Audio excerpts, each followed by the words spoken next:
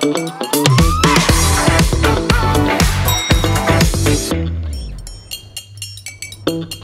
இல்லாம colour print பண்ணுங்க, அதுவும் மிக குறைஞ்ச விலையில. Epson EcoTank printers. இது வெறும் ஃபேபுலஸ் இல்ல, இது டோட்டலி பிரிண்டபிளஸ். தொடர்ந்து தற்போது ஸ்ரீகுமார் அவர்கள் அரசியல் விமர்சகர், அவர் நம்மோட பெங்களூர்ல இருந்து இணைகிறார். இந்த பீகார் எலெக்ஷன்ஸ் பத்தி ரொம்ப டீடைல்டா அனலிட்டிக்கலா பல விஷயங்கள் தொடர்ந்து நம்மோடு பேசி இருக்கிறார். தற்போது மீண்டும் இணைந்திருக்கிறார். வணக்கம் சார். வணக்கம். பீகார் ரிசல்ட்ஸ் நம்ம எந்த ஒரு போலும் கணிக்காத ஒரு நம்பரை இப்போ மக்கள் கொடுத்திருக்கிறார்கள். 189 தொகுதிகளில் என்டிஏ கூட்டணி 190 தொட்டுட்டே இருக்காங்க, போய் லீடிங்ல இருக்காங்க பாக்குறோம். பிஜேபி சிங்கிள் லார்ஜஸ்ட் பார்ட்டியா 83 சீட்டு.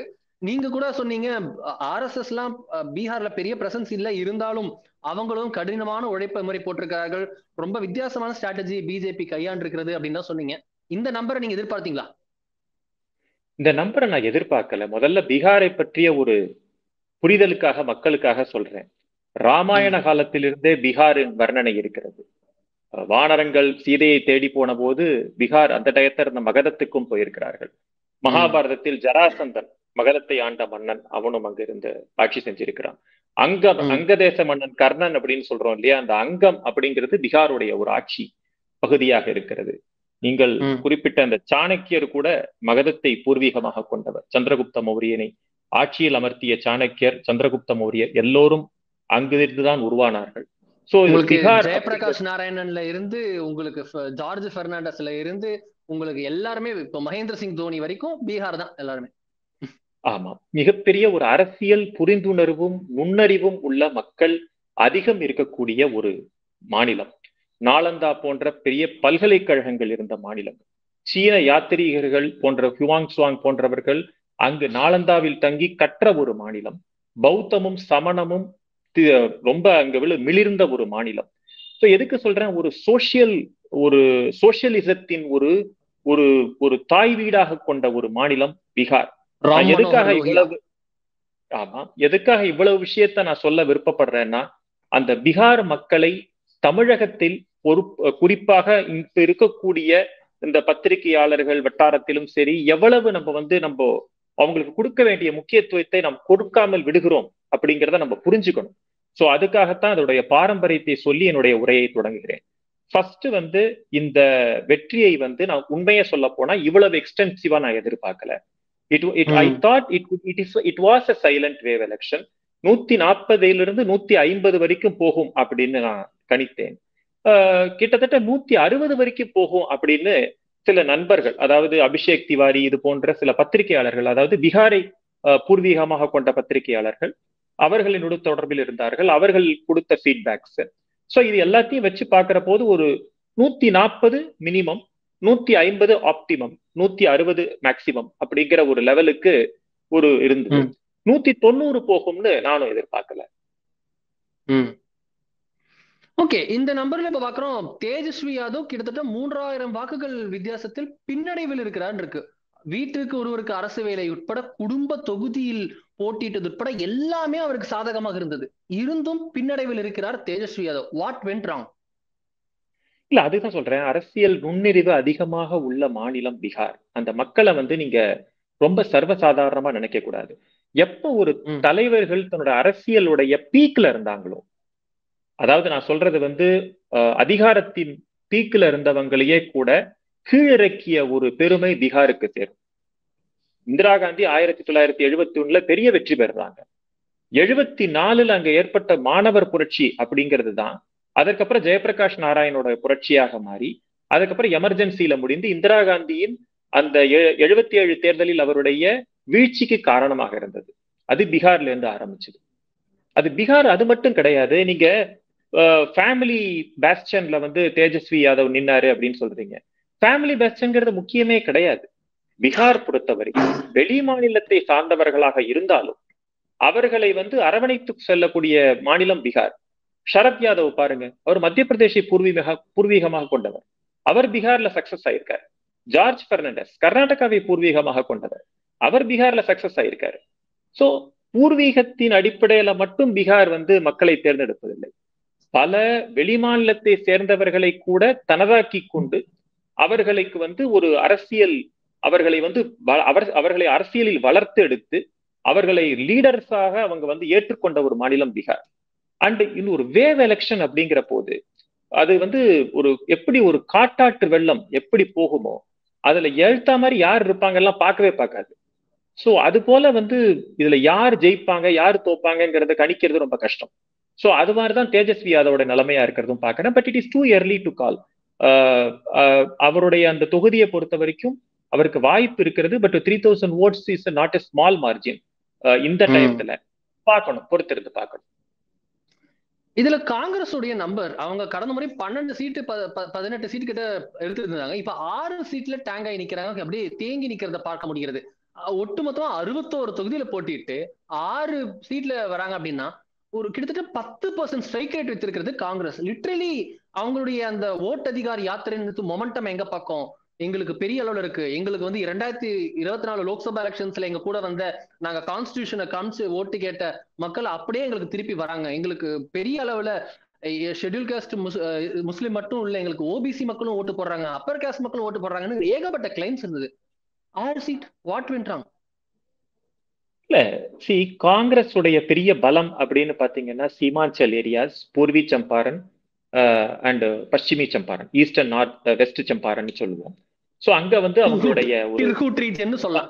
உத்தரப்பிரதேச திருக்கூட் ரீஜன்ல திருக்கூட் ரீஜன்ல ஒரு சில ஏரியாக்கள். சோ இதுல வந்து அவங்களோட பவர் இங்க வந்து it became like Congress versus BJP. So இந்த டயத்துல காங்கிரஸ் வெர்சஸ் பிஜேபிங்கிற போது அவங்க பிஜேபி முன்னாடி நிக்கவே முடியல. அண்ட் அமைப்பு ரீதியாகவும் வந்து காங்கிரஸ் வந்து கொஞ்சம் கொஞ்சமாக பலம் இழப்பதை நம்ம பார்க்க முடியுது. மாநிலத்திற்கு பிறகு மாநிலம் ஒரு காலத்தில் எப்படிப்பட்ட ஒரு கட்சி, ஆண்ட கட்சியாக இருந்தது. கடைசியா ஜெகநாத் மிஸ்ரா தான் காங்கிரஸ் உடைய முதலமைச்சர் பீகாரை பொறுத்த வரைக்கும். ஜெகநாத் மிஸ்ராக்கு அப்புறம் காங்கிரஸ் தலையெடுக்கவே இல்லை. அதுக்கப்புறம் லாலு பிரசாத் யாதவ், ராப்டி தேவி, அதுக்கப்புறம் நிதிஷ்குமார். சோ எதுக்கு சொல்றேன்னா ஒரு கட்சியை வந்து அமைப்பு ரீதியாக வளர்க்க வேண்டும், அதற்கு ஒரு தலைவர்களை செயல்பட வேண்டும்ங்கிற ஒரு எண்ணமுமே காங்கிரஸ்க்கு இல்லாமல் போய்விட்டது. ஒரு சில மாநிலங்களை தவிர்த்து மற்ற மாநிலங்கள் எல்லா இடத்துலயும் ஒரு குதிரை சவாரி பண்ணாலே போறோங்கிற மைண்ட் செட்டுக்கு காங்கிரஸ்காரங்க வந்துட்டாங்க. பிஜேபி அப்படி கிடையாது. பிஜேபி வந்து 98ல வந்து ஒரு ஸ்ட்ராட்டஜிக் அலையன்சஸ் வச்சிருந்தாங்க. அவங்க வளர்ற வரைக்கும் சில பேர் தேவைப்பட்டாங்க. அதுக்கப்புறம் அவங்க தன்னைத்தானே வளர்த்து கொண்டார்கள். ஒடிஷாவை பாருங்க, பெங்காலை பாருங்க, கர்நாடகாவை பாருங்க. ஏன்னா கர்நாடகால அப்ப ராமகிருஷ்ண ஹெக்டேயோட லோக் சக்தி பார்ட்டியோட கூட்டணியில இருந்தாங்க. அப்புறம் வளர ஆரம்பிச்சிட்டாங்க. அப்புறம் ஆந்திராவில் பாத்தீங்கன்னா இப்ப தெலுங்கானால வளர ஆரம்பிக்கிறாங்க, மகாராஷ்டிரால வளர ஆரம்பிக்கிறாங்க, பீகார்ல வளருவாங்க. சோ இது போன்று அஸ்ஸாம் கணபரிஷத்தோடு கூட்டணி வைத்திருந்தார்கள் அஸ்ஸாம்ல. அதுக்கப்புறம் அஸ்ஸாமில் ஆளுங்கட்சியாக மாறிவிட்டார்கள். So this should be the fire for any political party. ஒரு வளர வேண்டும் என்ற ஒரு வேட்கை இருக்க வேண்டும். அப்படி இல்லைன்னா அவங்களால வளர முடியாது.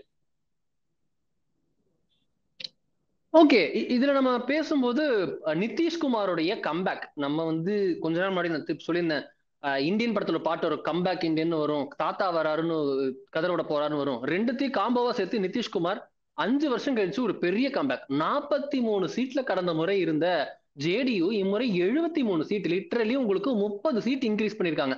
இதற்கும் கடந்த முறையோட குறைவான தொகுதியில் போட்டிட்டு இருக்கிறது ஜேடியு 101 தொகுதிகளில் போட்டிட்டு 73. இந்த கம்பேக்கை நீங்க எதிர்பார்த்தீங்களா? இல்ல, எதிர்பார்த்தேன். ஏன்னா நிதிஷ்குமாரை பொறுத்த வரைக்கும் 2020ல வந்து ப்ராப்ளம் என்னன்னா சிராக் பஸ்வான் அவர் கரெக்டா நிதிஷ்குமாரோட கட்சிக்கு எதிராக மட்டும் நின்று அவர் வந்து தோக்கடிச்சார் சில தொகுதிகள்ல. கிட்டத்தட்ட 20ல இருந்து 25 தொகுதிகள் வரைக்கும் ஸ்பாயில் ஆனது. அப்படி இல்லைன்னா அவருக்கு அதிக சீட் வந்திருக்கும். நீங்க கண்டினியூஸா பாருங்க, 2005 தேர்தல், 2010 தேர்தல், 2015 தேர்தல், நிதிஷ்குமாரோடைய ஸ்ட்ரைக் ரேட் பாத்தீங்கன்னா 80 அந்த மாதிரிதான் இருந்திருக்கும். முதல்ல 117 சீட்டு போல ஜெயிச்சாரு 2005 அக்டோபர்ல. அதுக்கப்புறம் 2010 தேர்தலையும் 117 சீட்டு ஜெயிச்சதா எனக்கு ஞாபகம். 2005 அக்டோபர்ல 88 சீட்டு ஜெயிச்சதா ஞாபகம். 88 சீட்டு 2005 அக்டோபர், 2010ல 115 டு 117 சீட்டு. அதுக்கப்புறம் 2015 தேர்தலையும் ஜெயிச்சாரு. இப்ப 2020ல மட்டும்தான் அது சிராக் பஸ்வான் ஃபேக்டர்னால குறைஞ்சது. 2025ல மீண்டும் வந்துட்டார். இதுல ஒரு முக்கியமான விஷயம் என்னன்னா, ஒரு அஜாத சத்ரு அப்படின்னு சொல்லுவாங்க. நிதிஷ்குமார் வந்து அஜாத சத்ரு, எதிரிகள் இல்லாதவர், அரசியல்ல எதிரிகள் இல்லாதவர் அவர். அவருடைய அரசியல்ல சில பேருக்கு டிஃபரன்சஸ் ஒப்பீனியன் இருக்கலாம். பட் எல்லாருக்கும் உண்டான தலைவர், நான் உங்களுடைய முந்தைய பேட்டியில சொல்லும் போது நான் என்ன சொன்னேன்னா, ஒரு பீகார் போன்று ஒரு கேஸ்ட் அரித்மெட்டிக் அதிகமாக இருக்கக்கூடிய ஒரு மாநிலம், கிட்டத்தட்ட அனைத்து கேஸ்ட் மக்களும் 90% ஆஃப் த ஓட்ஸ் அங்க மக்கள் வந்து கேஸ்ட் பேஸ்ல தான் ஓட் போடுவாங்க. அங்க ராஜ்புட்ஸ், பூமிஹார்ஸ், பிராமின்ஸ் இவங்களா இருக்கட்டும், அல்லது யாதவ்ஸ் முஸ்லிம்ஸா இருக்கட்டும், குர்மி கோய்ரிஸ் அப்படின்னு சொல்றவங்களா இருக்கட்டும், தலித் மகா தலித்ஸ், ஓபிசி, இபிசி, இது போன்ற பல கிராஸ் செக்ஷனல் பீப்புள் இருக்கக்கூடிய ஒரு மாநிலம் பீகார். சோ அங்கு வந்து தேஜஸ்வி யாதவ் எல்லோருக்கும் ஒன்றான தலைவராக எழும்பி வரவில்லை.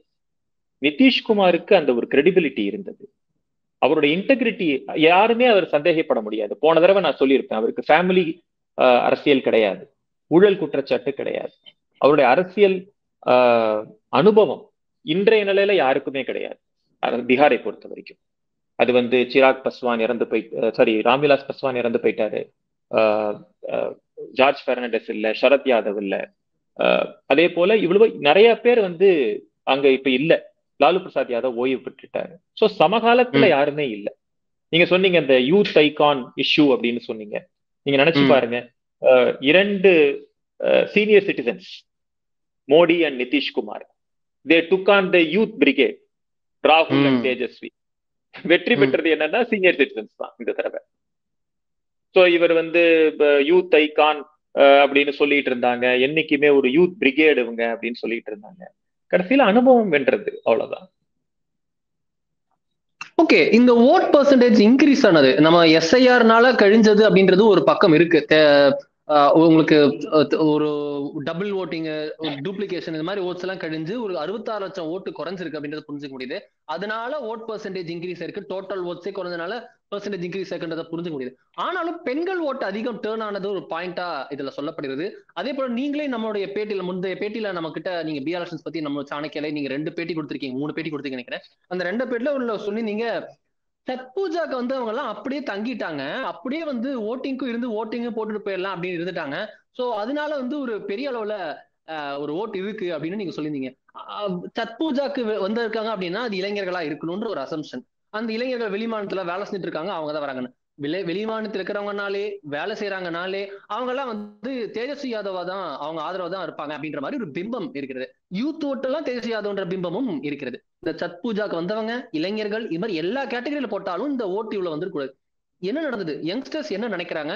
யாதவ் சமூக மக்களாவது ஓட்டு போட்டுருக்கணுமே, இவ்வளவு வந்திருக்கு. இல்ல, இந்த பிம்பம் அப்படிங்கறதுதான் பிரச்சனை. இந்த பிம்பத்தை கட்டமைப்பது யார்? ஏன்னா உண்மையான பிம்பமாக இருந்தால் நம்மளுக்கு சர்ப்ரைசஸே இருக்காது. ஒரு பொய்யான பிம்பத்தில் நாம் வந்து அதுல சிக்கிக்கிட்டோம்னா அதுல இருந்து வெளியில வர்றது கஷ்டம். ரொம்ப சிம்பிள். இந்த பிம்பம் வந்து கட்டமைப்பது ஒரு நரேட்டிவ் செட்டிங், ஒரு குரூப்பால செட் பண்ணப்படுது. இப்ப பாருங்க, இப்ப சத் பூஜால வந்துட்டாங்க, ஒரு பிரசாந்த் கிஷோர் வந்து ஓட்டை பிரிச்சிட்டாரு. அவர் ஓட்டை பிரிக்கிறது ஃபுல்லாவுமே என்டிஏவோட ஓட்டு. யூத் எல்லாம் வந்து பிஜேபிக்கு எதிரானவங்க, ஓட் சோரி சொல்லிட்டாங்க. தேஜஸ்வி யாதவுக்கு பெரிய அட்ராக்ஷன் இருக்கு. இதை செட் பண்றது யாரு? ஏன்னா இதை வச்சே நம்மளுக்கு உண்மை தெரிஞ்சிடும். ஏன்னா ஒரு அரசியலை நம்ம அணுகணும் அல்லது அனலைஸ் பண்ணணும் அப்படின்னா அதுக்கு வந்து ஒரு ஓப்பன் மைண்ட் வேணும். நம்மளுடைய விருப்பு வெறுப்புகளை தள்ளி வைத்து விட்டு நீங்க அரசியலை பார்த்தா தான் உங்களுக்கு பல உண்மைகள் புலப்படும். நான் ஒரு க்ளோஸ்டு மைண்ட் செட்ல இருக்கேன் அப்படின்னு சொல்லிட்டு அரசியலை பார்த்தா அதில் ஏமாற்றமே மிஞ்சும். இன்றைக்கு நிறைய பேருக்கு அந்த ஏமாற்றம் மிஞ்சியதற்கு அது ஒரு காரணமாக நான் பார்க்கிறேன். Because they are prisoner of the past.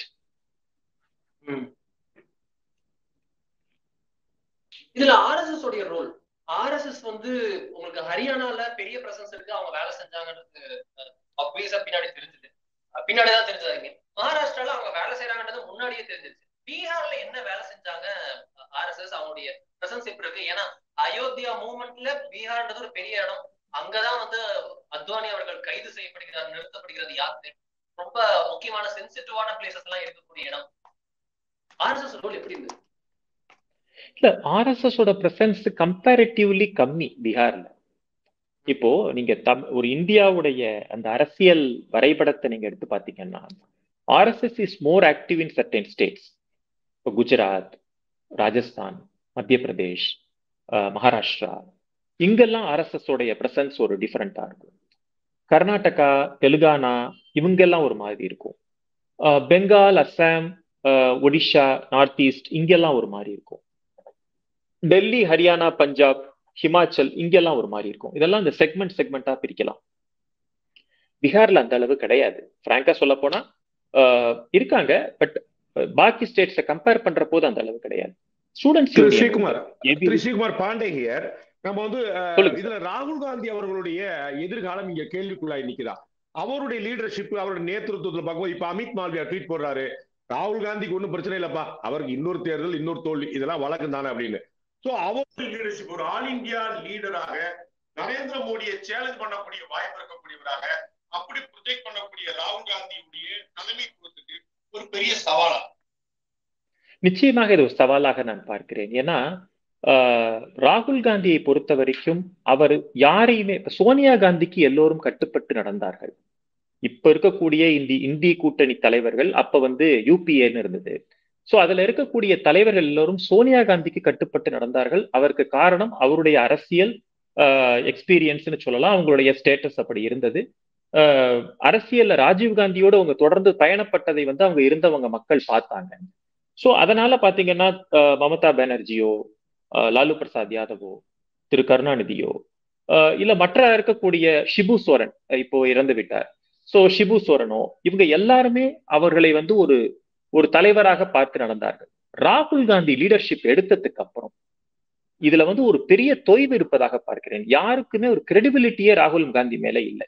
அதற்கு அவருடைய எதேச்சதிகாரமான ஒரு தன்மை, மற்றவர்களை அரவணைத்து செல்லக்கூடிய தன்மை இல்லாமல் இருப்பது, அண்ட் எக்ஸ்பீரியன்ஸ் இல்லாமல் இருப்பது, அரசியல்ல வந்து ஒரு வெறுப்பு அரசியலை மட்டுமே வச்சு நீங்க வந்து எல்லாருக்கும் உண்டான தலைவராக வர முடியாது. ஒரு கூட்டணி அப்படின்னு இருக்க போது வெறுப்பு அரசியல்ங்கிற வார்த்தையிலிருந்து நான் ஆரம்பிக்க விரும்புறேன். இப்ப வந்து சிறுபான்மை மக்கள் பாஜகவுக்கு வாக்களிக்க மாட்டார்கள் அப்படிங்கிற ஒரு பெரிய ஒரு பிம்பமாக இந்தியா முழுக்க கட்டமைக்கப்பட்டிருந்தது. இப்ப நம்ம கண்கூட பாக்குறோம், பீகார்ல லாலு பிரசாத் அவருடைய கட்சியே யாதவருடைய வாக்கையும் சிறுபான்மை மக்களுடைய வாக்கையும் நம்பிதான் பெருசா இயங்கிட்டு பாக்குறோம். இப்ப இங்க கிடைச்சிடக்கூடிய வெற்றிங்கிறது வந்து பாஜக தன்னுடைய ஆட்சியை தக்க வைத்துக் கொண்டது அப்படிங்கிற வெற்றி இல்ல, கிளியர் மார்ஜின், கிளீன் ஸ்வீப் இதற்கு முன்னாடி பெற்றதை விட அதிரி குதிரியான வெற்றி. அப்ப இந்த இடத்துல காமன் மேன் மத்தியில ஒரு கோபம் கூட சேர்ந்திருக்குது. அப்ப சிறுபான்மை மக்கள் நம்மை வாக்கு வங்கியாக காங்கிரசும் அதனுடைய கூட்டணி கட்சிகளும் பயன்படுத்துகின்றன அப்படிங்கிற கோபத்தின் வெளிப்பாடு புரிஞ்சுக்கலாம். நிச்சயமாக புரிந்து கொள்ளலாம். இதற்கு சில எடுத்துக்காட்டுகள் சொல்றேன். சிறுபான்மை மக்கள் கொஞ்சம் கொஞ்சமாக அந்த அந்த அப்பீஸ்மெண்ட் பாலிடிக்ஸ்ல இருந்து வெளியில வருவதை நான் பார்க்கிறேன். சமீபத்துல 2024 தேர்தல்ல கேரளால நடந்த திரிசூர் எலெக்ஷன் எடுத்துப்போம், எக்ஸாம்பிளா எடுத்துப்போம். அங்க கிறிஸ்துவ மக்கள் வாக்களிக்காமல் திரிசூர்ல வந்து சுரேஷ் கோபியோட வெற்றி சாத்தியம் அல்லது பண்ண முடியாது. அதே மாதிரி இப்ப நம்ம எல்லாரும் பார்க்க வேண்டியது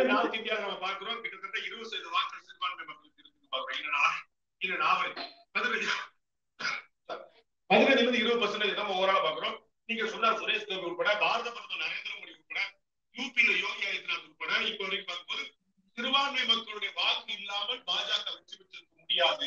அப்ப சிறுபான்மை மக்களுடைய வாக்கும் பாஜக கூட்டணிக்கே கிடைத்திருக்கிறது. ஆமா, ஏன்னா அவங்க அவுட்ரீச் ப்ரோக்ராம்ஸ்லயே பாத்தீங்கன்னா பஸ்மந்தா முஸ்லீம்கள்லயே ரொம்ப கடைக்கோடி மக்களாக இருக்கக்கூடிய அந்த பஸ்மந்தா முஸ்லிம்ஸ் அவங்க கிட்ட ஒரு அவுட்ரீச் ப்ரோக்ராம்ஸ் ஏற்படுத்துறாங்க. கிறிஸ்டியன் கம்யூனிட்டிஸ்ல அவங்களுக்கு இருக்கக்கூடிய பிரச்சனைகளை வந்து அவங்க அணுகுறாங்க. நீங்க சமீபத்துல பிரதமர் மோடியை பார்த்த பல கிறிஸ்துவ பாதிரியார்கள் கேரளாவிலிருந்து ராஜீவ் சந்திரசேகர் அழைத்து சென்று அந்த புகைப்படம் கூட வெளியானது. அதெல்லாம் நம்ம பார்த்திருக்கோம். These are all outreach programs. So அவங்க வந்து கண்டினியூஸா அதை பண்ணிக்கிட்டே இருக்காங்க. அது வெற்றி அரசியல் வாக்கு வங்கியா பயன்படுத்தா இல்லாம அவருடைய பிரச்சனையை தீர்ப்பதற்கான உண்மையான அப்ப வந்து நம்ம பெண்கள் சிறுபான்மை பெண்களுக்கு ஒரு ப்ராப்ளம் இருக்குது, ட்ரிபிள் தலாக் அப்படிங்கிற ஒரு பெரிய பிரச்சனை. அப்ப அதற்கு ஒரு தீர்வு காணணும் அப்படிங்கிற ஒரு இடம். அப்ப கிறிஸ்துவ மக்களுக்கு வந்து சில சிரமங்கள் இருக்குது, அதை கொண்டு வரும். இஸ்லாமிய மக்கள்லயே ஒரு குறிப்பிட்ட பின்னங்கி இருக்காங்க, அவங்க அப்படி வந்து பிராக்டிகலா ஒரு ஓட் பேங்கா பார்க்காம பிராக்டிகலா பிரச்சனை அட்ரஸ் பண்ணிருக்காங்களா பாஜக? உண்மைதான். ஏன்னா நீங்க நினைச்சு பாருங்க, பல நேரங்கள்ல இந்த ஆப்கானிஸ்தான்ல மாட்டிக்கிட்ட பாதிரியார்கள், அப்புறம் சில இடங்கள்ல மாட்டின கன்னியாஸ்திரிகள் எல்லாம் ராஜ்ய ரீதியான நடவடிக்கைகள் மூலமாக மோடி கவர்மெண்ட் வந்து அவங்களை மீட்டெடுத்து கொண்டு வந்தது. இதெல்லாம் சிறிய விஷயமே கிடையாது. ஏன்னா அவங்க எல்லாம் உயிருக்கு போராடி கொண்டிருக்கிற அந்த நிலைமையில அவங்கள மீட்டு கொண்டு வந்தாங்க அந்த டைம்ல. ஸோ இது மட்டும் கிடையாது, அவங்களுக்கு வந்து லைஃப் ஸ்ட்ரக்சர் ரீதியான சில இஷ்யூஸ் எல்லாம் இருக்கு கிறிஸ்டியன்ஸுக்கு கேரளால பொறுத்து. இது வந்து இப்ப ரீசெண்டா நடக்கிற விஷயம், முன்ன அந்த மாதிரி கிடையாது. இப்ப ரீசெண்டா நடக்கக்கூடிய டெமோகிராபிக் சேஞ்சஸ்னால அவங்களுக்கு சில ப்ராப்ளம்ஸ் ஏற்படுது, அதாவது கேரளால. ஸோ நம்ம எல்லாரும் கவனத்தில் எடுத்துக்க வேண்டியது இந்த பீகார் தேர்தல் மட்டும் கிடையாது, இப்போ அடுத்த மாதங்கள்ல நடக்க போற கேரளா லோக்கல் பாடி எலெக்ஷன்ஸ், அதை ரொம்ப கவனமா பார்க்கணும். அரசியல்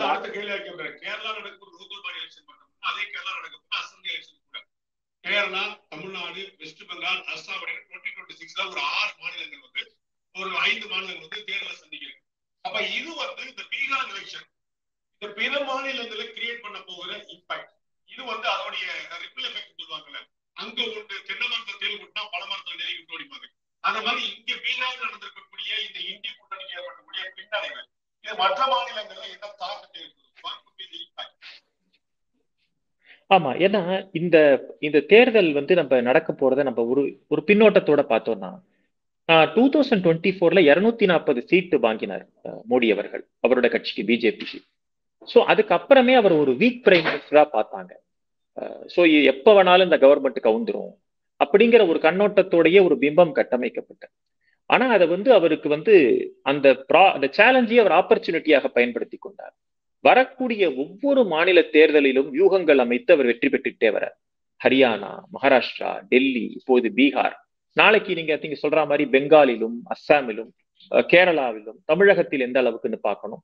ஸோ எல்லாத்திலையுமே அவங்க முன்னேறிக்கிட்டு வராங்க. ஸோ அவர் அரசியலை மேலும் மேலும் அவர் ஸ்திரப்படுத்தி கொண்டே வருகிறார். மோடி கவர்மெண்ட் வந்து it is consolidating it self. And 1 வருஷம் 2 வருஷம் ஆயிடுச்சுன்னா அவரை நகர்த்துறது ரொம்ப கஷ்டம். அண்ட் மோடி மாதிரி ஒரு பிளெக்சிபிள் பொலிட்டீஷியனை பார்க்கவே முடியாது. ஏன்னா மோடி கிட்ட என்ன எல்லாரும் பார்த்தாங்க, ஃபர்ஸ்ட் என்ன சொன்னாங்கன்னா, அவர் வந்து ஒரு குஜராத்தி, டெல்லி எலெக்ஷனே தெரியாதுன்னாங்க, டெல்லிக்கு வந்தார். டெல்லி எலெக்ஷன் இருப்பாரு, இன்டர்நேஷனல் பாலிடிக்ஸ் தெரியாதுன்னு சொன்னாங்க, இன்டர்நேஷனல் பாலிடிக்ஸை ஹேண்டில் பண்ணாரு. கோயலேஷனே பண்ண மாட்டாரு, அவர் வந்து ஒரு எதேச்சதிகாரமாக செயல்படக்கூடியவர் அப்படிங்கிற one of the beautiful coalition governments. நீங்க யூபிஏ கவர்மெண்ட்ல இருந்ததுல கூட ஒரு முணுமுணுப்பு கூட இல்லை. இப்போ சந்திரபாபு நாயுடுவும் நிதிஷ்குமாரும் சாதாரணப்பட்டவங்க கிடையாது. அதாவது யூபிஏ கவர்மெண்ட், அதுக்கு முன்னாடி இருந்த வாஜ்பாய் கவர்மெண்ட், அதுக்கு முன்னாடி இருந்த ஜனதா கவர்மெண்ட், யுனைடெட் அவர் வந்து பாலயோகியை வந்து இவரா டிபார்ட்மெண்ட் வந்து ஸ்பீக்கரா கொண்டு வந்தது, ஆர்பிஐ கவர்னரா கொண்டு வந்தது, எல்லா அட்வான்டேஜும் வந்து சந்திரபாபு எடுத்துக்கிட்டாங்க. ஆமா. சோ இவ்வளவு பிக்கரிங்ஸ் இருந்த போது கூட இப்ப பாருங்க, அந்த கோயலேஷன் ஒரு பக்கம் நடந்துகிட்டு இருக்கு, ஒரு ஸ்திரமான ஒரு கவர்மெண்ட் ஒரு பக்கம் மாறிக்கிட்டு இருக்கு, முடிவுகள் பாத்தீங்கன்னா ஒரு ஸ்ட்ராங் டெசிஷன்ஸும் ஒரு பக்கம் எடுக்கப்பட்டுக்கிட்டு இருக்கு. சோ இது வந்து மேலும் மேலும் மோடி அவர்களை ஸ்திரப்படுத்தும் அப்படின்னு தான் பாக்குறேன், அரசியல் ரீதியாகவும் சரி, கட்சி வளர்ச்சி ரீதியாகவும் சரி. இப்ப தமிழ்நாட்டில் இருக்கக்கூடிய கட்சிகள், அதாவது பாஜகவை ஒரு பூச்சாண்டி போல, பேய் பிசாசு பூதம் போல காட்டப்படி பெற்று, பாஜக வந்து அப்படி ஆயிடும், பாஜக வந்து இப்படி போயிடும், பாஜக வந்து இந்த கட்சிகளுக்கான லெசன்ஸ் டு பி லேர்ன்ட் என்ன, அவர்களுக்கு கற்றுக்கொள்ள வேண்டிய பாடம்? இல்ல, தமிழ்நாட்டிலுடைய யூனிக்னஸ் டிஃபரன்ஸ் சார். என்ன ப்ராப்ளம்னா, தமிழ்நாட்டுல வந்து ஆர்கனைசேஷன் ஒரு பக்கம், நரேட்டிவ் இன்னொரு பக்கம். நரேட்டிவ் ரொம்ப ஸ்ட்ராங்கா எடுபடக்கூடிய ஒரு மாநிலம் தமிழ்நாடு. அது ரீசன்ட் பாஸ்டா நான் பாக்குறேன். இதற்கு முன்னாடி எல்லாம் அப்படி கிடையாது. ஒரு பிம்ப அரசியல் மூலமாக, ஒரு நரேட்டிவ் அரசியல் மூலமாக ஒரு அரசியல் போக்கையே மாற்றக்கூடிய ஒரு தன்மைகள் தமிழ்நாட்டுல இப்ப ரீசெண்டா வளர்ந்துகிட்டு இருக்கு. அதனாலதான் பாத்தீங்கன்னா அவங்களுடைய அந்த பிரச்சார யுக்திகள் பாத்தீங்கன்னா மாறிக்கிட்டே வருது. சோ தமிழ்நாட்டுக்கு இப்ப தேவை என்ன அப்படின்னு நான் பாக்குறேன் அப்படின்னா, ஒரு அரசியல் நரேட்டிவை தாண்டி யோசிக்கக்கூடிய அந்த மக்களின் அந்த தன்மை வளர வேண்டும் அப்படின்னு நான் எதிர்பார்க்கிறேன். அந்த மாதிரிதான் இருந்தது. பட் ரீசெண்டா தமிழ்நாடு வந்து they fell into the trap of the narrative politics. So அதை வந்து கொஞ்சம் கொஞ்சமாக அவர் மீட்டெடுக்கும் போது நிறைய விஷயங்கள் வெளிப்படும். ஏன்னா தேசிய கட்சிகளுக்கு அதிக வாய்ப்பு கொடுக்கக்கூடிய மாநிலம் தமிழ்நாடு, தேசிய இஷ்யூஸுக்கு முக்கியத்துவம் கொடுக்கக்கூடிய மாநிலம் தமிழ்நாடு. இன்னைக்கு கார்கில் யுத்தம் நடந்த பொழுது ஹையஸ்ட் கான்ட்ரிபியூஷன் தமிழ்நாட்டில இருந்து போச்சு. நம்மளுடைய ராவத் அவர் இறந்து போன போது தன்னெழுச்சியாக மக்கள் வந்து அவருக்கு அஞ்சலி செலுத்தினார்கள் தமிழ்நாட்டில். ஸோ நேஷனலிசம் இஸ் அட் இங்க வந்து அதிகமாக இருக்கக்கூடிய ஒரு மாநிலம் தமிழ்நாடு. பட் ஒரு நரேட்டிவ் பாலிடிக்ஸ்னால the people get away with it. அது அதை வந்து எப்படி அந்த பாக்கி கட்சிகள் வந்து நேஷனல் பார்ட்டிஸ் வந்து இதை எப்படி எடுத்துட்டு போய் அதை மீட்டெடுக்கிறாங்கிறது அவங்களுடைய சாமர்த்தியத்துக்கு உட்பட்டது. தமிழ்நாட்டில் இருக்கக்கூடிய அதிமுக பாஜக கூட்டணிக்கு இந்த தேர்தல் முடிவு ஒரு பூஸ்டப்பா. அதிமுக பாஜக கூட்டணியில சேரலாமா வேண்டாமான்னு யோசிச்சிருக்கக்கூடிய தேமுதிக பாமக போன்ற கட்சிகள் நாம வந்து ஒரு ரிபல் பண்ணி பார்ப்போம் அப்படின்னு நினைச்ச அம்மா மக்கள் முன்னேற்றம் போன்ற கட்சிகள் அவர்கள் வந்து இதை ரீதிங்க் பண்றதுக்கு வாய்ப்பிருக்காங்க. ஏன்னா ஒரு இடத்துல கிடைக்கக்கூடிய பூஸ்டப் வந்து இன்னொரு இம்பாக்ட் கிடைக்கிறாங்க. இது வந்து தமிழ்நாட்டில் வந்து ரீதிங்க் பண்றதுக்கான வாய்ப்பு இருக்கு. இது எல்டிபிக்கு அலைன்ஸ்க்கு ஒரு பூஸ்டா? ஒரு பூஸ்ட் இருக்கும் தான் சார் நினைக்கிறேன். ஏன்னா தமிழ்நாட்டை பொறுத்த வரைக்கும் எப்போதெல்லாம் ஒரு ஆளுங்கட்சி ஃபேவரபிளா ஆகுதோ, எந்த ஒரு மாநிலத்திலும் ஒரு ஆளுங்கட்சிக்கு ஒரு ஃபேவரபிள் கவர்மெண்ட் நடக்கிற போது அது வந்து இங்க இருக்கக்கூடிய சில பேருடைய தன்மையை மாற்றும். இப்போ எடப்பாடி அவர்களே எடுத்துப்போமே, அவர் வந்து பிஜேபியோட அந்த அலையன்ஸ் வந்ததுக்கு முக்கிய காரணம் 2024 லோக்சபா எலெக்ஷனுக்கு அப்புறம் நடக்கக்கூடிய சில விஷயங்களை அவரும் அப்சர்வ் பண்ணியிருப்பார். ஹரியானா, மகாராஷ்டிரா, டெல்லி எலெக்ஷன்ஸ்ல பிஜேபி ஜெயிச்ச உடனே இப்ப அந்த எலெக்ஷன்ல பிஜேபி தோத்திருந்ததுன்னு வச்சுக்கோங்களேன், அவருடைய முடிவுகள் தள்ளி போயிருக்கலாம் அல்லது பிஜேபியோட சேராம கூட இருந்திருக்கலாம். சோ அவரும் அப்சர்வ் பண்றாரு. He's also a shrewd politician. So அவர் என்ன பாக்குறாரு, சார் பிஜேபிக்கு ஒரு வாய்ப்பு இருக்கிறது, அட்லீஸ்ட் நம்ம ஸ்டேட் கவர்மெண்ட்டுக்கு வரோமோ வரலையோ சென்ட்ரல்ல நம்ம ஒரு கண்ட்ரோல் ஒரு பார்ட்டிசிபேட்டரி கவர்மெண்டா இருப்போம் நம்ம அப்படின்னு அவர் நினைச்சிருக்கலாம். சோ அப்ப அவர் என்ன பண்றாருன்னா, சரி ஒரு சென்ட்ரல் கவர்மெண்டோட ஒரு பிஜேபியோட ஒரு கூட்டணி வச்சுப்போங்கிற முடிவுக்கு அப்புறம் வருகிறார். சோ இப்ப மேலும் வந்து அந்த முடிவு ஊர்ஜிதப்படுத்தப்படும். பிஜேபி ஸ்ட்ராங் பார்ட்டி அப்படிங்கிறது ஊர்ஜிதப்படுத்தப்படும். மற்ற கட்சிகள் வந்து அட்ராக்ட் ஆகிறதுக்கு வாய்ப்பு இருக்கு. திமுக தன்னுடைய வியூகங்களை மாற்றக்கூடும். அதிமுகவும் தன்னை வந்து இன்னும் கொஞ்சம் அக்ரெசிவா பண்ணுவான்னு பார்ப்பாங்க. சோ இதெல்லாம் வந்து நீங்க எப்போதும் சொல்லுவீங்க டிசம்பர் மாசம் தான் அப்படின்னு. சோ டிசம்பர் ஜனவரியில தான் இங்கேயும் சூடு பிடிக்கும்னு நானும் பாக்குறேன். இதுல ரொம்ப முக்கியமான கேள்வி வந்து காங்கிரஸ் கட்சிக்கு தமிழ்நாட்டில் இருக்கக்கூடிய நெகோசியேஷன் பவர் அது வந்து லோயஸ்ட் எவர் அப்படின்னு இருக்குமா, இல்ல தமிழ்நாடு வேற பீகார் வேற அப்படிங்கிற கணக்குல நிக்குமா? இல்ல, பீகார்லயே அவங்களுடைய இது ரொம்ப கீழே போயிடுச்சு. நீங்க பாருங்க, பீகார்ல வந்து 60 பின்னடைமான்னு கேக்குறேன். அது வந்து இங்க இம்பாக்ட் பண்ணுமான்னு கேக்குறேன். இங்க இம்பாக்ட் பண்ணும். ஆனா அவங்களுக்கு ஒரு ஃபேஸ் சேவரா விஜய் இருக்காரு. சோ விஜய காரணம் காட்டி இவங்க வந்து பேரம் பண்ணுவாங்க காங்கிரஸை பொறுத்த வரைக்கும். ஏன்னா Congress they have nothing to lose in Tamil Nadu. So அவங்களுக்கு தேவை சீட்டு. சோ விஜய்ங்கிற ஒரு முகமூடியை பயன்படுத்தி திமுகவிடம் அதிக சீட்டு பேரம் பேசுவதற்கு வாய்ப்பு உண்டு காங்கிரஸை பொறுத்த வரைக்கும். அதே மாதிரி விஜயே பயன்படுத்தி அதிமுகவிடமும் அவங்க பேரம் பேசுவாங்க, எனக்கு நிறைய சீட்டு வேணும் அப்படின்னு சொல்லிட்டு. சோ திமுகவும் அதிமுகவும் எப்படி விஜயை ஹேண்டில் பண்றாங்களோ அதை பொறுத்து காங்கிரஸோட நிலைமையும் அமையும். காங்கிரஸ் என்னை பொறுத்த வரைக்கும் அந்த அளவுக்கு ஒரு பார்கெனிங் பவர் இருப்பதாக தெரியவில்லை. இப்போ இது பாருங்க, இதோடைய பிரதிபலிப்பு நாளைக்கு கர்நாடகாவிலும் எதிர்வலிக்கலாம். கர்நாடகால ஆல்ரெடி அந்த 2.5 years முடிஞ்சு போச்சு சித்தராமையா அவர்களுக்கு. சோ அவருக்கு எப்படி டிகேஎஸ் சிவகுமார் அவர் எப்படி முடிவு பண்றாருன்னு பொறுத்திருந்து பார்க்கணும். மற்ற மாநிலங்கள் இருக்கக்கூடிய காங்கிரஸ் எந்த அளவுக்கு சோர்வடைவார்கள் அப்படிங்கிறது பார்க்கணும். ஏன்னா காங்கிரஸ்க்கு ஒரு ரிவைவல் பிளானே இல்லை. That is a problem. அது காங்கிரஸுக்கு ட்ரெடிஷ்னலான சில மாநிலங்கள் உண்டு, ரொம்ப பவர்ஃபுல்லான மாநிலங்கள் அப்படின்னு சொல்லக்கூடிய மாநிலங்கள் பார்த்தீங்கன்னா மகாராஷ்டிரா உண்டு. மகாராஷ்டிரால காங்கிரஸ் ஒண்ணுமே இல்லாம போயிட்டாங்க. ஆந்திர பிரதேஷ் ஒரு முக்கிய மாநிலம். சோ அவங்க தெலுங்கானா பிரிஞ்சதுக்கு அப்புறம் அங்கேயும் பிரச்சனை, ஜெகன் போனதுக்கு அப்புறம். அது இந்த போன்ற மாநிலம். கர்நாடகா ஒரு முக்கியமான மாநிலம், அதுல எந்த அளவுக்கு தக்க வச்சுப்பாங்கன்னு தெரியல. ஆல்ரெடி பஞ்சாப் இழந்துட்டாங்க. சோ உங்களுக்கு ஒரு ரிவைவல் ஒரு ப்ரோக்ராமே ரிவைவல் பிளான் இல்ல அப்படிங்கிறது ஒரு பக்கம். திராவிட முன்னேற்ற கழகம் தன்னுடைய கூட்டணியான காங்கிரஸ் எப்படி நடத்தும் அப்படிங்கிற இன்னொரு கேள்வி இருக்கும். இப்ப நம்ம பாக்குறோம், திரு RS பாரதி, திமுகவுடைய மூத்த தலைவர் திரு RS பாரதி, அவருடைய மகன் லட்சுமிகாந்த் வந்து பிஜேபியை மன்னிக்கணும் காங்கிரஸை விமர்சிக்க ஆரம்பிச்சார். இப்ப அவர் போட்டிருக்கக்கூடிய ட்வீட்கள்ல he started criticizing Congress now. உங்களால பூத் ஏஜென்ட்கள் போட முடிஞ்சதா? உங்களால வந்து பீகார்ல நீங்க எவ்வளவு சீட் ஜெயிச்சிருக்கீங்க? 11. தமிழ்நாட்டில் உங்களுக்கு அவ்வளவுதான் அப்படிங்கிற மாதிரியான சென்ஸ்களை வந்து கொடுக்க ஆரம்பிச்சார். சோ இது திமுகவுடைய மனநிலையில ஏற்படக்கூடிய மாற்றம் அல்லது ஒரு நூல் விட்டு பார்க்கிறது காங்கிரஸ் கட்சியை ஷோயிங் தர் ஸ்பேஸ் உங்களுடைய எங்க இடம் பார்க்கறதுக்கான ஒரு முயற்சியா பார்க்கலாமா? சார், என்னைக்குமே காங்கிரஸுக்கும் திமுகவுக்கும் ஒரு ஷேடோ பாக்ஸிங் நடந்துகிட்டே இருக்கும். ஸோ நீங்க உங்களுக்கு பெட்டர் எப்பப்பெல்லாம் வந்து அவங்களுக்கு ஒரு சான்ஸ் கிடைக்குதோ அதை யூஸ் பண்ணிப்பாங்க. அது வந்து சமீப காலமாக கொஞ்சம் மறைந்திருந்தது. திரு ஸ்டாலின் அவர்கள் வந்ததுக்கு அப்புறம் அந்த ஷேடோ பாக்ஸிங் வந்து கொஞ்சம் கம்மியா இருந்தது. காங்கிரஸ் வந்து கொஞ்சம் அமைதியாக போனார்கள். அப்புறம் விஜய் வந்ததுக்கு அப்புறம் திரும்பி அதை எழும்புறதை நம்ம பாக்குறோம். சோ அது வந்த உடனே இது திமுகவை உரசும் ஒரு செயலாக அவங்க பார்ப்பாங்க. திமுகவை பொறுத்த வரைக்கும் காங்கிரஸ் ஒரு சிறுபான்மையினர் ஓட்டுகளை கன்சால்டேஷன் செய்வதற்காக பயன்படுத்தப்படும் ஒரு கருவி, அவ்வளவுதான். கட்சி ரீதியாக அவங்களுக்கும் இவங்களுக்கும் ஒரு பெரிய ஒரு அட்ராக்ஷனே கிடையாது. பிஜேபி தலைவர்களோடு இருக்கக்கூடிய உறவு கூட காங்கிரஸ் தலைவர்களோடு கிடையாது திமுகவுக்கு, என்ன பொறுத்த வரைக்கும் நான் சொல்லுவேன். அது வாஜ்பாயா இருக்கலாம். அப்போ சொல்லுங்க.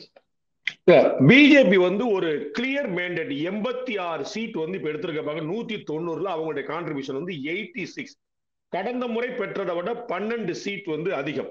இது வந்து எல்லா இடங்களையுமே அக்ராஸ் வந்திருக்கு. இந்த ஸ்ட்ரைக்கிங் ரேட் வந்து ஜேடியு வந்து கடந்த முறை பெற்றதை விட கிட்டத்தட்ட டபுள் மடங்கு. 33 சீட் வந்து கடந்த முறை பெற்றதை விட கூட வாங்கினாங்க. 76 சீட்டு. நம்ம சிராக் பாஸ்வான் பாக்குறோம் 21 சீட், எவ்வளவு ஹையஸ்ட் வாங்கினா பாக்குறோம். வேற இந்த பக்கம் அப்படியே பாத்தீங்கன்னா ஒவ்வொரு கட்சியோட ஸ்ட்ரைக் ரேட் வந்து அவ்வளவு பூரா இருக்கிறது. காங்கிரஸ் கட்சி 6வது கட்சியா கீழே போய் நிக்கிற பாக்குறோம். பிஜேபிக்கு பிறகு, ஜேடியுக்கு பிறகு, ஆர்ஜேடிக்கு பிறகு, லோக் ஜனதா சக்திக்கு பிறகு, சிபிஐஎம்எல்க்கு பிறகு 6வது இடத்த வந்து லோயஸ்ட் எவர். நம்ம வந்து இப்ப வெஸ்ட் பெங்கால்ல பாத்துக்கிறோம். வெஸ்ட் பெங்கால்ல ஆளுங்கட்சியாக இருந்த காங்கிரஸ் மார்க்சிஸ்ட் கட்சியிடம் இழந்த பிறகு பக்கத்துல வர முடியல. அதற்கு பிறகு திரிணாமுல் காங்கிரஸ் அங்க வந்த பிறகு காங்கிரஸ் கட்சி தன்னுடைய வாய்ப்பை இழந்து, மார்க்சிஸ்ட் கட்சி தன்னுடைய வாய்ப்பை இழந்து பாஜக அங்க போய் நிக்குது. அந்த மாதிரி இந்த இடத்துல பீகார்ல வந்து தன்னுடைய இடத்தை பின்தங்கி போய் 6வது கட்சியா போய் பாஜக காங்கிரஸ் கட்சி நிற்கிற பாக்குறோம். இந்த கடுமையான பின்னடைவு இது வந்து ஒரு தொகுதி, ஒரு பெல்ட், ஒரு சமூகம் அப்படிங்கிற சிந்தனை இல்லாம த்ரூ அவுட் பீகார் அப்படிங்கிற சிந்தனை. பீகார்ல நீங்க எத்தனை பிரிவா பிரிச்சாலும் அத்தனை பேரும் ஒரே மாதிரி சிந்திச்சிருக்காங்க அப்படிங்கிற விளைவா பார்க்கலாமா? ஆமா சார். ஏன்னா இது வந்து it is a wave election. And wave எலெக்ஷனுக்கு வந்து முன்னாடியே நான் சொன்ன மாதிரி எல்லைகள் கிடையாது. ஸோ எல்லா இடத்துலயும் போகும். அதோடைய வீழ்ச்சி வந்து ரொம்ப ஜாஸ்தி இருக்கும். இப்ப பாத்தீங்கன்னா நீங்க பயன்படுத்தினால குறுக்கிட விரும்புறேன். ஒரு 20 வருஷம் ஆட்சிக்கு பிறகு எப்படி வேவ் எலெக்ஷன் இருக்க முடியும்? நமக்கு வந்து நார்மலா ஒரு ஆன்டி இன்கம்பன்சி தான் இருக்க முடியும். நம்ம வந்து 1991ல ஒரு வேவ் பார்த்தோம் தமிழ்நாட்டுல. அது வந்து ராஜீவ் காந்தி மரண அலை.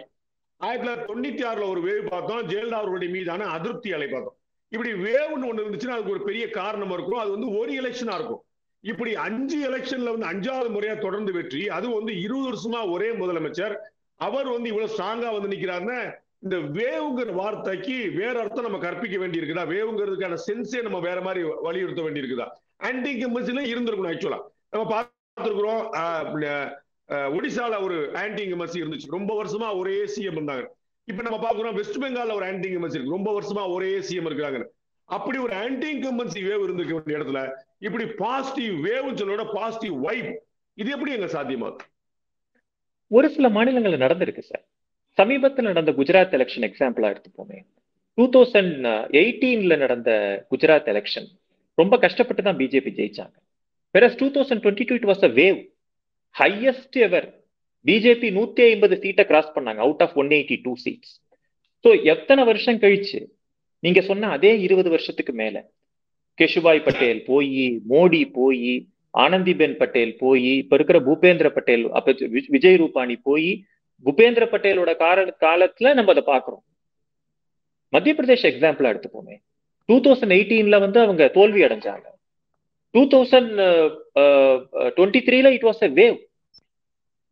இதெல்லாம் வந்து பாக்குற போது பல ஆட்சிகள் இருந்த போது, ஏன்னா 2018ல கூட மத்திய பிரதேஷ்ல வந்து யாருக்கும் பெரும்பான்மை கிடைக்கல, அப்படிதான் சொல்லணும். 2023ல it was a wave.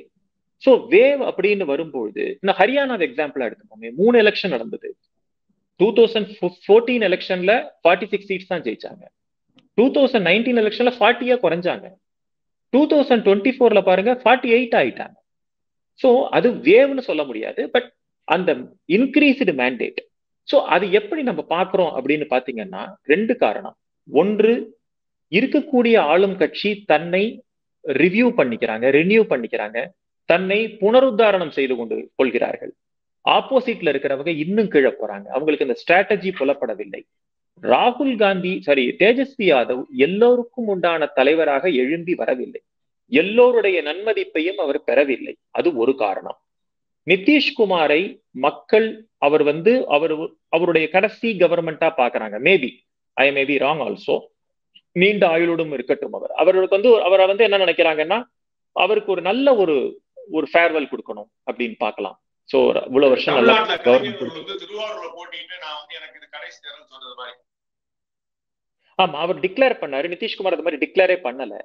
But அவர் சொல்லும் போது மக்கள் என்ன பார்ப்பாங்கன்னா, let us give him a very very good golden handshake, நல்ல ஒரு ஃபேர்வெல் கொடுப்போம் அவருக்கு அப்படின்னு சொல்லிட்டு அது ஒரு காரணமாக. அதனால ஒரு நெகட்டிவ் வேவ் இல்ல, நமக்கு ஒரு பாசிட்டிவான வைப் பார்க்கிறோம். திரு மாணிக்கம் தாக்கூர் தமிழ்நாட்டுடைய பாராளுமன்ற உறுப்பினர், காங்கிரஸ் கட்சியில ராகுல் பிரியருடைய முக்கியமான உறுப்பினர். அவர் இப்ப ட்வீட் போட்டிருக்கிறாரு ஒரு விஷயத்துல ரொம்ப சர்ப்ரைசிங்கா. when you delete 65 lakh votes, when you delete 65 lakh votes mostly from opposition voters, what do you expect on result day? Democracy cannot survive if the playing field is tilted before the match even begins.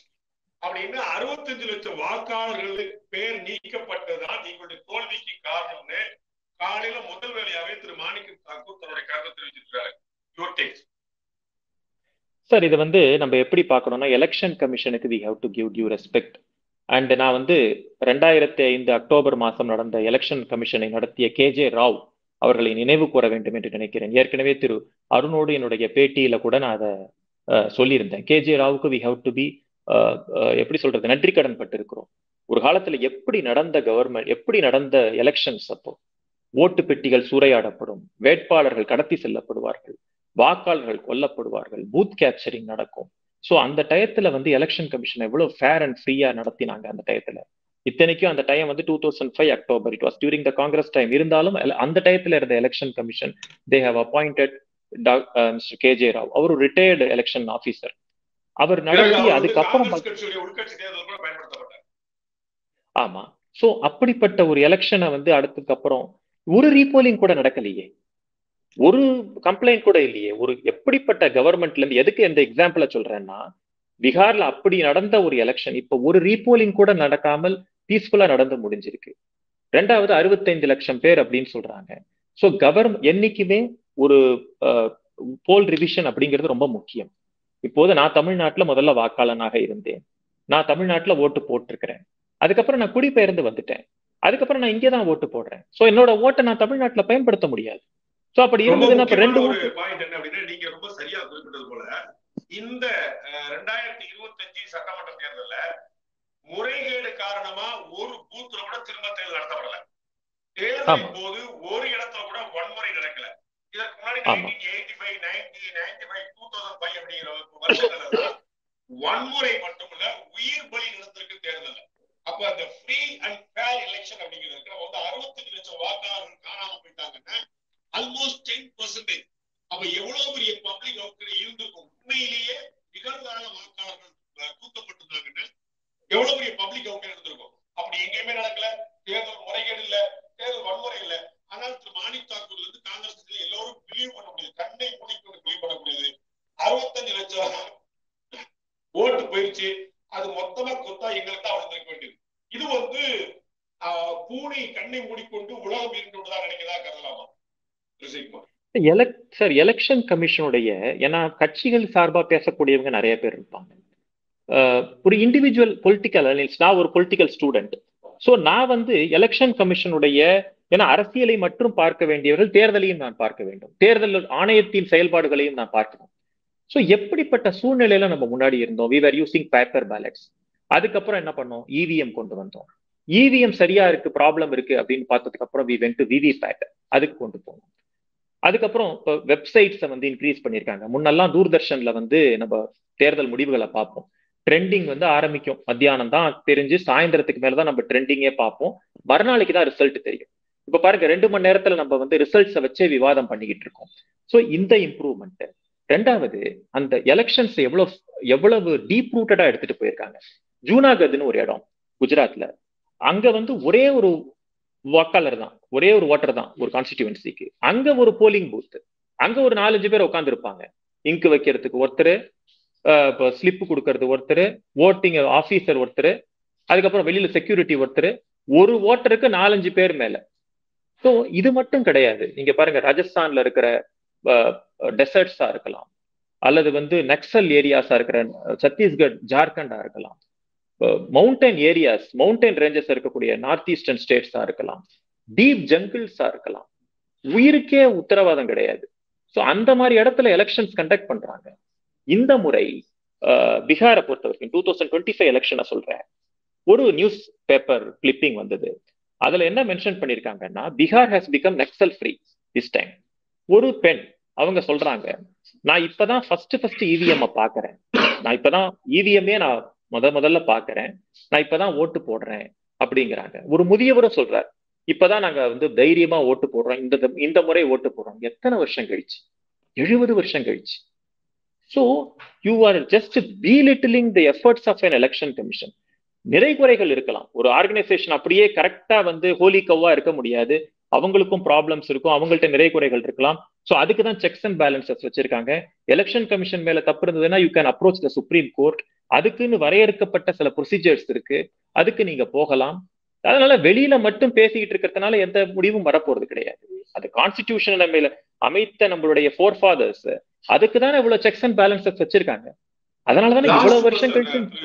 நம்ம வந்து இறுதி கேள்வி இந்த நிகழ்ச்சியில உங்கள்கிட்ட உங்களோட நேரத்தை நிறைய எடுத்து திரு பிரசாந்த் கிஷோர் வந்து சொன்னாரு, 25 சீட்டுக்கு மேல தேஜஸ்வி யாதவுடைய ஆர்ஜேடி கட்சி எடுத்துருச்சுன்னு அரசியலே பேசல அப்படின்னு.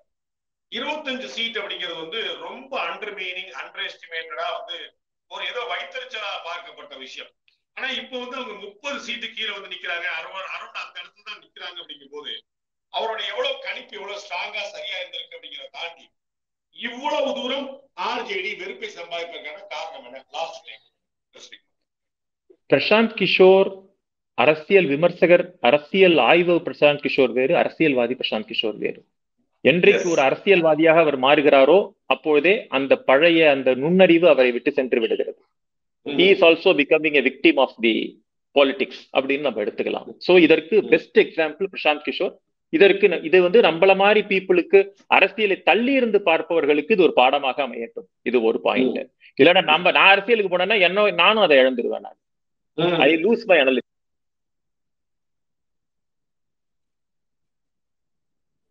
ரொம்ப ரொம்ப நன்றி திரு ஸ்ரீகுமார். இணைப்புல வந்து உங்களுடைய கருத்துக்களை பேசி மீண்டும் நம்ம வந்து உங்களுடைய அடிக்கடி நம்ம வரோம். நம்ம வந்து உங்களுடைய எக்ஸ்பர்ட்